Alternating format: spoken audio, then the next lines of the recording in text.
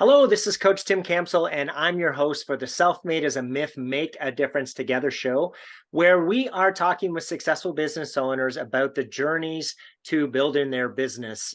And because we know that success in business is not something that we can do on our own, we're taking some time to recognize the folks who have helped us to excel. Today, I'm excited to have a fellow business owner from California with us today. My guest is a self-taught and driven businessman, having not attended a university and growing up just with his mom. So we'll have him tell us a little bit more about that. And in his downtime, he enjoys hikes with his wife and while they're walking the dogs.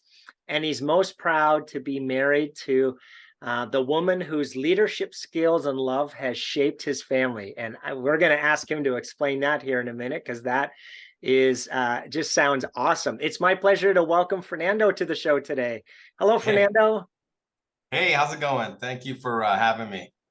Awesome. Well, fantastic. Hey, I am doing well. Thanks for asking. And I'm excited to hear a little bit more about your story and share with our audience. So let's start with having you introduce yourself. Tell us a little bit of your personal story, like where you were born and live, and about your family and hobbies. Sure. So my name's Fernando Leon. I'm the VP of Sales and Marketing for a managed security service provider. We're responsible for keeping our clients' networks secure and operating 24/7. So we're responding to all kinds of alerts and remediating any type of network issues. So that's what my professional side is. On the personal side, well, what did you want to have me touch on there, Tim? Where were you born? Where do you live Oh, now? And tell us about your family. well, born in San Jose, California. Been here for 58 years, so haven't left. But we love it. We love Northern California. It's a wonderful place to live and raise a family. I've been married to my wife for the past 20 plus years, and we built, well, we've obviously we have a great relationship. She is a remarkable woman. And like I said in the questionnaire, she has shaped my life. She is my inspiration, as is my daughter. They are the heartbeat of the family. I'm just in the background, really. I just say I'm an employee in the Leon family. Right? I'm just here, and I'm a producer is what I really am, because they are the ones that are really directing and providing. My wife is the financial planner. Is an amazing investor. She's been amazing with our finances. She's an overall amazing person. She came from Mexico, right? I don't want to say the amount of years ago, because she hates it when I mention her age, but she's been here a little while. But she is just a remarkable person. Her life story is inspirational in itself, because she came here when she was just 7 years old, and she made something of herself. She is just so amazing. And her and I raised a young lady now, she's just turned 21 a few months back, and she's off to college. But those two, man, they're like two peas in a pod, because they are so similar. And I just sit back and watch them and go, man, you guys are just phenomenal people. Awesome. What's their names? Adeseli is my wife's name, and Gia is our daughter's name. Fantastic. Now, you mentioned that you like to go on hikes. So where's your favorite place to hike? So we have a spot we go every weekend. It's called Quicksilver. It's about 5 miles from here.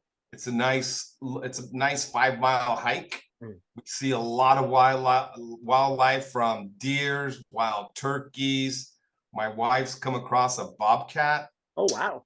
Yeah, she got a little spooked on that, but she's and obviously all the birds and all that. Woodpeckers. We see a lot of woodpeckers out there, but it's just amazing wildlife that you see out there. So Fernando, I'm sure, just because of the way that you just talked about your family, that I've got to assume there's a funny story that your family likes to tell about you. Is there one that you'd be willing to share with us today?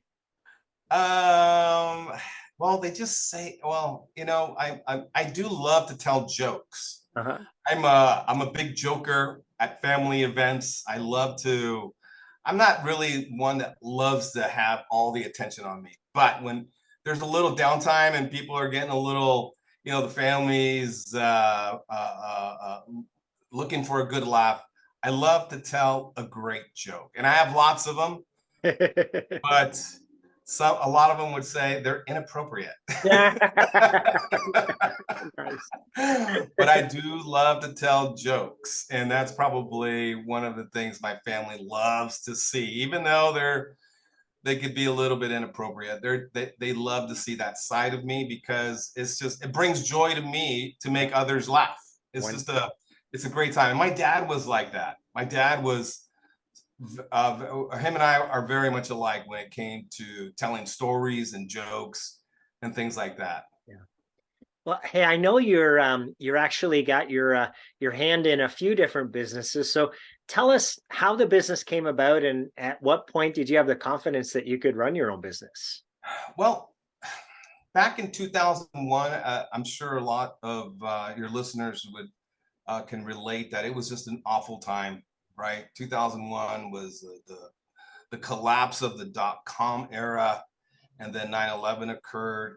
I had just started at single point of contact, and we were barely staying afloat in June. And as we so to take a few steps back, the CEO of Single Point of Contact, him and I had worked at a startup, and he knew me because of, I don't know, I guess he just liked my personality, and he thought, hey, come and work for me. You got a great personality for sales. I know you're part of the production team, et cetera, and all that. He goes, come and do sales for me. I think you could do well. And that's when I first got into sales. And he knew my background. He knew I didn't have an education. He knew that but he knew I was a go-getter. I was the first one in the office, last one to go. I was just always hustling. So he liked that. And I had no idea he had his own side hustle. Back then, the side hustle wasn't really a term for back in 2001. So I came to work for him, and things were as right before 9/11, we started to hit a little momentum, and then boom, the wind from our sales was just taken out because of 9/11. And we struggled to get some additional momentum, but we've built a very solid business out here, and we've been very blessed. Let's just say, yeah, it's been a very very good year for us. So Wonderful. We're pretty happy. Well, tell us a little bit more about the company. Just share the name again, and what do you guys do? How do you help people? So Single Point of Contact is primarily a managed security service provider, but we also take on all of the help desk support, right? So organizations either rely on full-time IT people or they outsource the IT responsibilities. And there's a slew of things that we're responsible for, right? We ensure that we implement strategies so they don't have problems, right? We want to reduce any type of network security issues, any network issues, computer problems. We implement tools so our clients don't have problems. But when they do, they call us, we resolve the issues.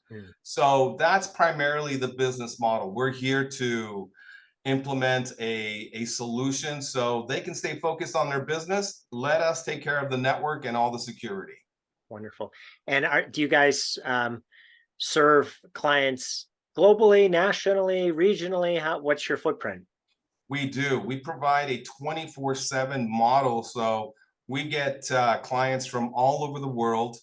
They rely on us to deliver that platform to them because they either don't have the bandwidth or the skill set internally.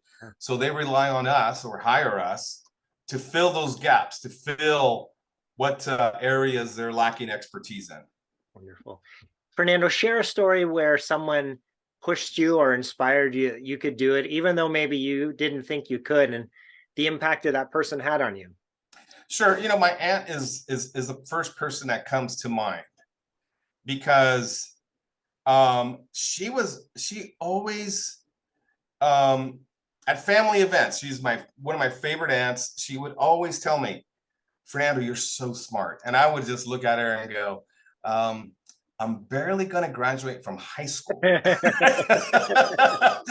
I don't think you really know what you're talking about. That's what I'm thinking, right? But I love my aunt, and I would just smile and I'd say, thank you, Tia. I really appreciate that. She would always give me words of encouragement. And, one thing she did, she wouldn't say it to my brother and she wouldn't say it to my other cousins, which was kind of funny. I'm just like, ooh, what does she really see? I don't know. She must have seen something because I didn't see it. But, and this carried on to even when I went to junior college. I flunked out the first semester. It was just school wasn't for me. Right. I was just too busy. I'll tell you exactly what it was. Girls. And telling jokes. Yeah, and telling jokes. Well, I was just the guy who always wanted to have fun. It was just part of my personality. And for some reason, people would gravitate to me. They're like, okay, Fernando's the fun guy. Let's go have a great time. We're gonna hang out with him. We're gonna have a great time. And I still have relationships with my buddies from high school, and I graduated from high school 40 years ago. So wow.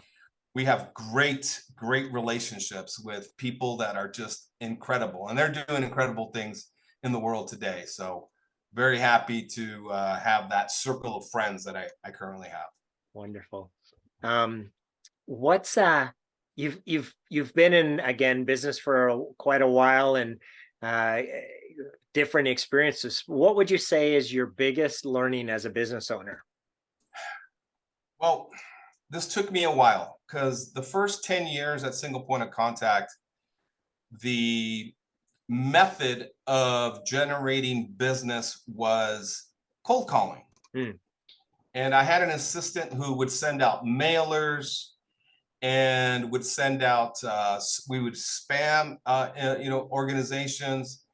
And then they had me hire a group of cold callers that I managed and trained, and we would create scripts and call into specific regions of California and specific industries. So we had to create specific what we call sales processes, and it worked out. I mean, I look back to the amount of meetings we would create each year, and it was decent. It wasn't like, oh my God, we're only getting 10 meetings a year. No, we probably booked anywhere between,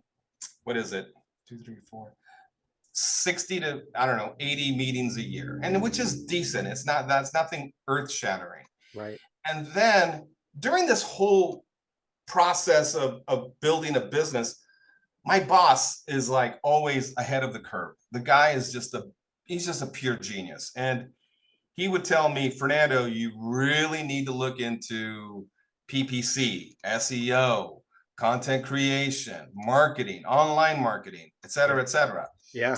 And that was like 12, 14 years ago. And I would just look at him and I go, yeah, and I'll be honest, it was out of my comfort zone, right? Yeah. Something, I just wasn't comfortable looking into it. I just felt like, I don't think I have the intelligence level to understand how to build these campaigns, how to manage them, how to strategize for this type of effort. And because I was so used to making cold calls, and cold calling is scary to people. Oh God, it fueled me. Really, I looked at nose like, oh my God, that's like you're refilling my gas tank. I'm like, I'm ready to go. I don't, even though I don't like nose, I was just very determined to get that meeting, get in front of a CEO, get in front of a CFO. It didn't matter. Yeah. And even though you have that winning mentality, so to you, a no is just one step closer to the next yes, right? Exactly. I never let it discourage me. And it never felt like, oh, these people are much more intelligent than me. They're at a different level of education. I've never been afraid of that. Mm. But when my boss said, well, you should look into online marketing, I was like, ooh, I got a little scared there. Yeah. But thank goodness I attended a webinar, and they were just talking about PPC and the strategy behind it. And I'm like, oh gosh, this looks easy. I didn't know this could be so powerful, right? I was so stunned that it would be this easy to generate new business. And I tell you, the first year, what was it? Close to 300 meetings the first year. Oh, in wow. PPC. Yeah, I know it blew my whole. It blew my numbers with the cold calling. Yeah. Wow.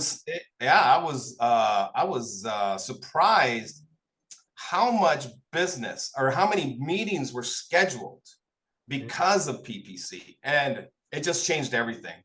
And I'm going to have to admit that marketing is the only way to go if you want to build a sustainable business. You cannot build a business without a smart marketing campaign. And there's a lot of components to marketing, and it just depends on which direction you want to take, but it's very achievable. I'm a big dummy and I did it. I know anybody can do it. If I can do it, anyone out there can do it. I love it. Well, I appreciate you sharing that for the audience. Hey, we know that business success doesn't happen in isolation. So tell us about one of your biggest challenges during the years, and maybe a fellow business owner who came alongside you and helped you through it. I'd say one of the biggest challenges has been management of people, right? Yeah. Internally, keeping them motivated, saying the right things, dealing with multiple personalities.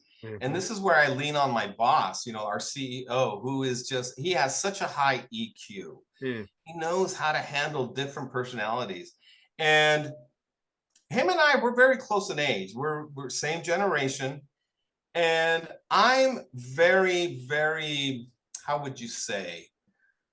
I'm very direct and candid.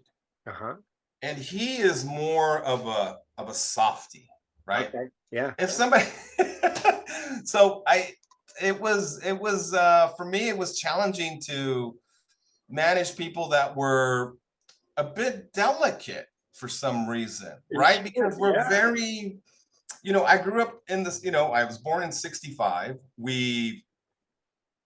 In the 70s, my mom, I could have gone missing for 3 days and my mom would have known, right? They would have been like, okay, he's gone. Right.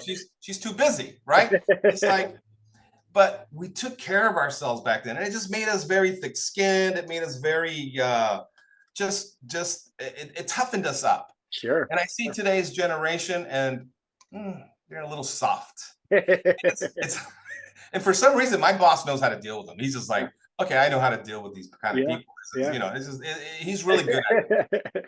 So I must have a low EQ. It makes me, so we use the DISC assessment when we're working with our clients. And so what you're describing for yourself sounds like you're a high D, which is, all about, winning and, doing whatever it takes to win, and facts and figures and not this, soft stuff and touchy feely stuff.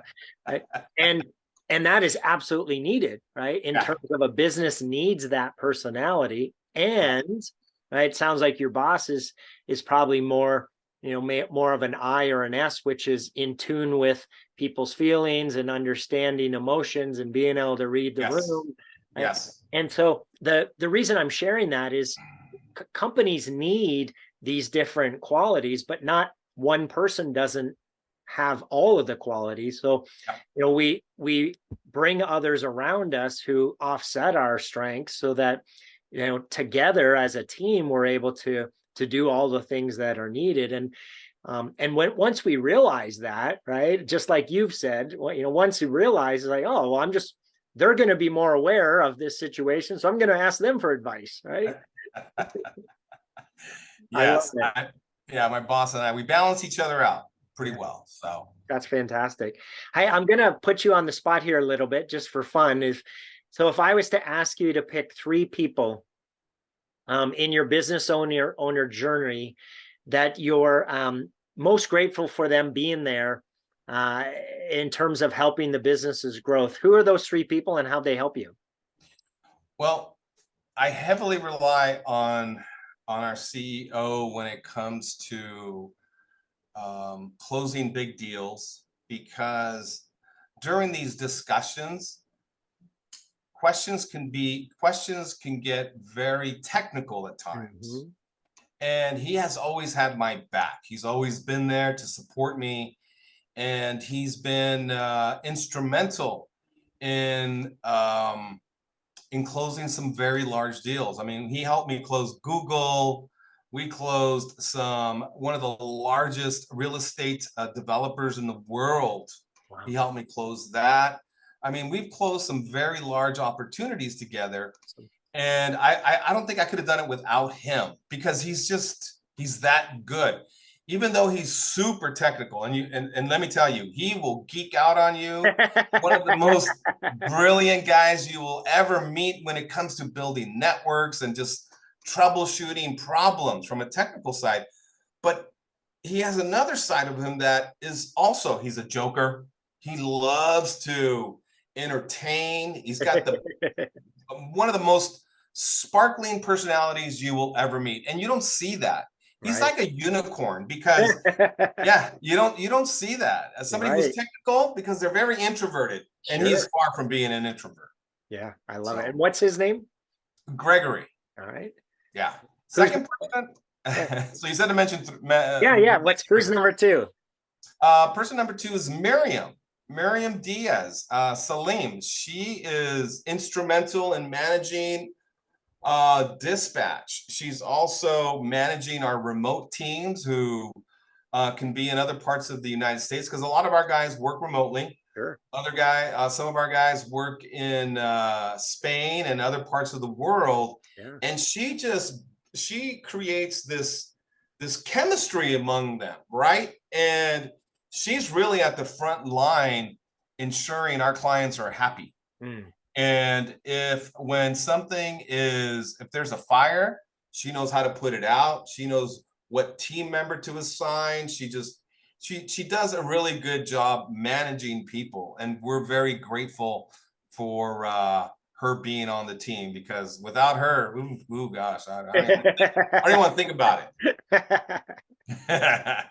And the third person, our CFO, Geeta. Geeta is make sure that our finances are always in great shape. She's on top of her business, and we don't hear from her much, because she solves problems. She's the Yeah. one solving a lot of our problems. Yeah. And but when we need to discuss a contract, and she's always there. She's got our back, and I really appreciate her. She's an amazing woman.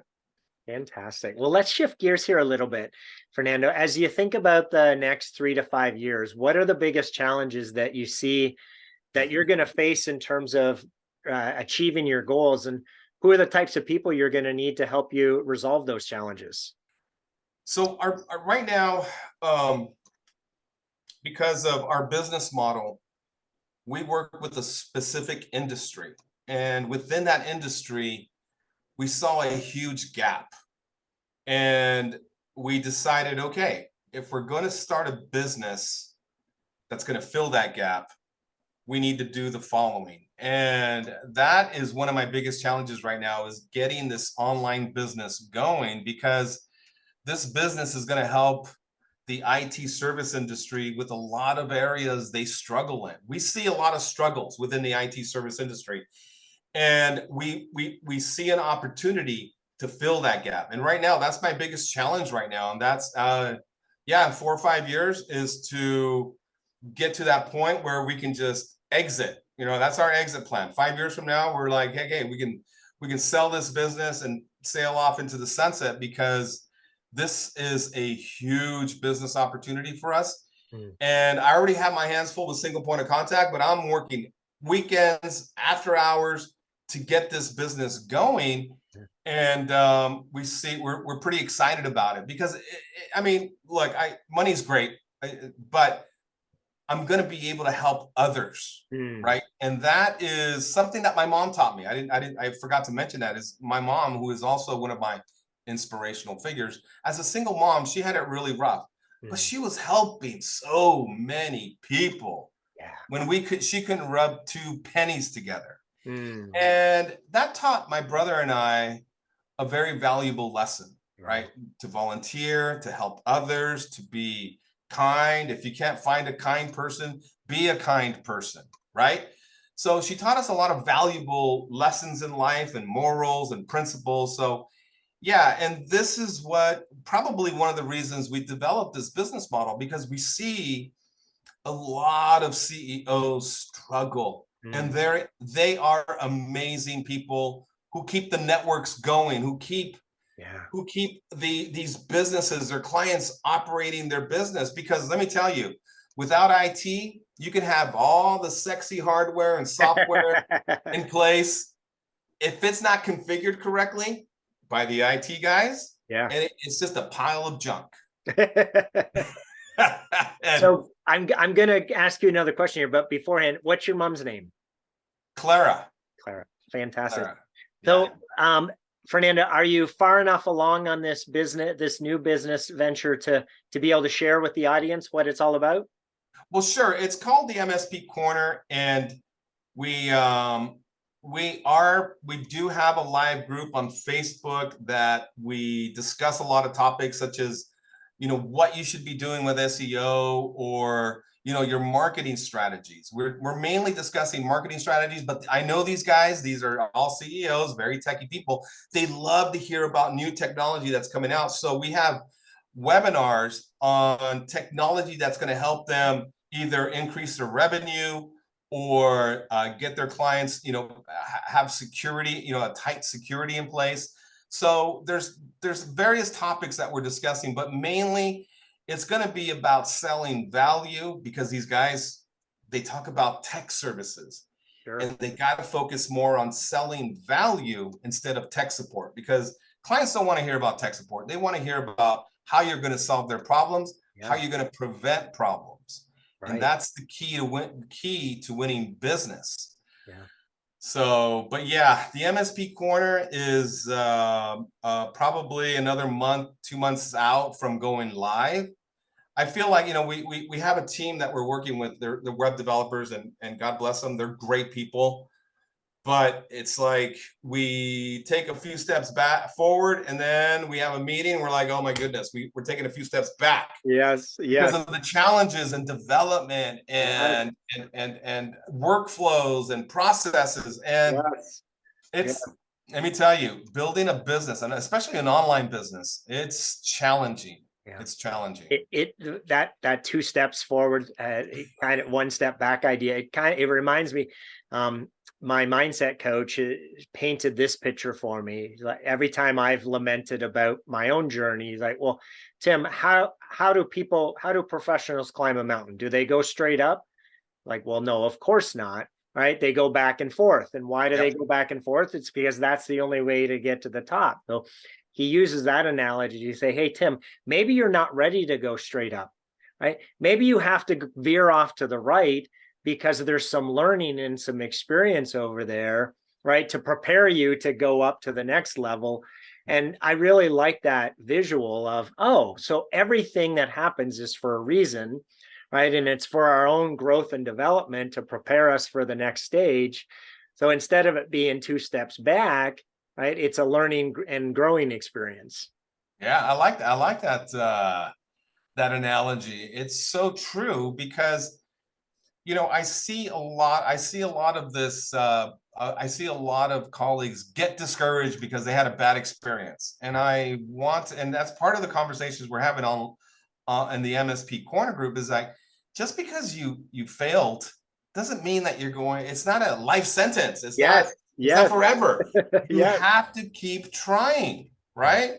Yes. And I can never say it enough. Marketing can change your life, can change your business, it can Mhm. change the trajectory of your organization. Because when Yes. you plan something and you know your market so well and you've done the research, you need to determine a marketing strategy, because it's the only way your business is going to grow. Yeah. I've heard this analogy before of fail forward. Yeah.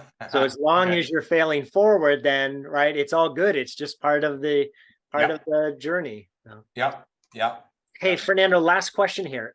Jim Rohn, awesome business guru. One of his quotes is that we become the average of the 5 people that we spend the most time with. So as you think about that quote, and specifically for business owners who are listening to this podcast, what advice would you have for those folks who are trying to do it on their own? Well, the first thing I'm going to say, and this is what I tell my daughter, you're going to fail, and you're going to fall down, and the only person that's going to pick you up is yourself. And I sometimes have to take my own advice, because yeah, I have setbacks, right? Even with this online business, I have setbacks, and in the back of my head, I can hear a little doubt creeping in, just a little, and Yeah. I'm like, no, you cannot allow doubt or even questioning your journey, because if you have thought it, what if you have thought things out well, and you've come up with a strategy and it's sound, and you've let me tell you, I had to speak with other marketing experts about this before I even took this journey, because Sure. you got to get feedback from others. You just can't dive into something without talking to your mentors, talking to people that are in this industry, because it might be something new for you, and you want to get feedback from people that have been doing this for a while. Yeah. And it's kind of funny, because I even though I didn't major in marketing, I didn't major in business administration or technology or anything like that. I have a lot of CEOs and executives that majored in marketing come talk to me about, Yeah. okay, Fernando, this is what we want to do with our marketing strategy. I'm like, okay, I thought you learned this in school, but apparently not. No. Just because you don't have a degree, it don't mean jack. No. You can learn a lot of this by reading, by studying, by researching, and don't get hung up on education. This is all my drive and inspiration is inside of me, Yeah. right? And I look to others for inspiration, such as my wife and my daughter, but really, this is my own drive, and it's a goal. It's my own goal. I've set a goal up, and I intend to meet it. So I like that idea. So everything is changing so fast that even the education that we got 5 years ago is yeah, in some cases is obsolete because yeah, technology's yeah, changed so fast, right? yeah. A You're right. couple of things you said that really resonated with me is first of all, having that own internal drive and goal, but then collect information from others and rely on others and learn as much as you can from people who have been there before, because right, it's what's the point of trying to do it on your own when there's all these experts around us that are more than willing to share some tips and advice with us. Yeah, no, you're right. And I think that also people get stuck with this. This is really important, is focus on what you do well. You have a skill set, right? Stick to your skill set. If you want to build a website, don't go learning how to build a website. Hire somebody. Yes. Your skill set is specific to what you can do best. I'm great at presenting. I'm great at marketing strategy, but I suck at developing websites and all that, all the behind the scenes type of technology. Sure. No, don't waste your time trying to learn new things. Focus on focus on your strengths. Yes. Delegate. People don't do a great job delegating. Yes. Yeah. I absolutely. So there's an exercise that I have our clients do when they're wrestling with letting go. Right? So I ask them, okay, what's the revenue? How much revenue is your business, or what's your, your top line sales, and whatever that is. They tell me, I said, then divide that by 2,000 hours, which is, an average of 50 weeks a year at 50 hours a week, to get their hourly wage, right? So if it's $1 million company, your hourly wage is $500. So, those jobs that you're doing, those tasks that you're doing, are they worth $500 an hour? No. Great. Then delegate it to somebody lower of you in the organization. So you're freeing yourself up to do the strategy and the planning and and taking care of the team. Exactly. That's a great visual, because they don't really think of it that way. And you just laying it out like that, that's a great visual. Yeah. Yeah. Because as owners, we think, hey, my time's free, but it's not, because there's opportunity costs, right? Yeah. If I do that $25 an hour job, that means I can't do the $200 an hour job because I ran out of time. Right? That's right. That's right. That's right. So, Fernando, it sounds like you've been blessed with some incredible people that have helped you along in your journey. If they were all here on the show today, what would you want to say to them? Well, I would first want to say, thanks to my mom, right? I'm the person that I am because of her. I would say thanks to my dad, even though early on in life he wasn't around us, but later on he came back and he redeemed himself. But I get a lot of his fearlessness, a lot of the personality side of, being a jokester, being a storyteller, having that confidence, right? My dad was a very confident man, and he was a very kind man. But those two people were obviously, they were instrumental in shaping who I am. But then I know there's levels to this game, right? They say there's levels. Yes. And my wife, God bless her, elevated me to a whole nother level.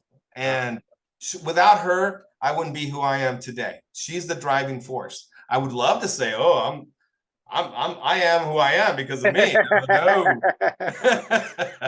no. I credit her.